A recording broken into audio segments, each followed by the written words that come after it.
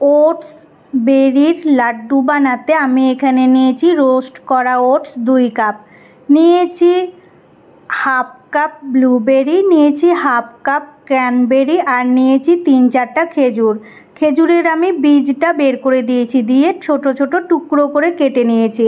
নিয়েছি 2টো এলাচ, আর নিয়েছি 1 কাপ রোস্ট করা পিনাট রোস্ট করে খোসাটা আমি ছাড়িয়ে নিয়েছি।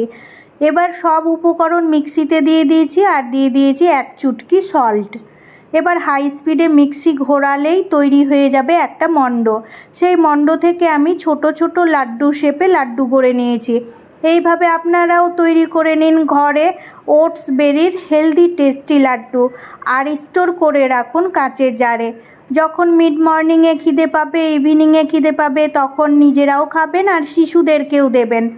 আর আমার এই রেসিপি যদি আপনাদের ভালো লেগে থাকে তাহলে লাইক করবেন, কমেন্ট করবেন আর শেয়ার করে দেবেন বন্ধুদের সাথে।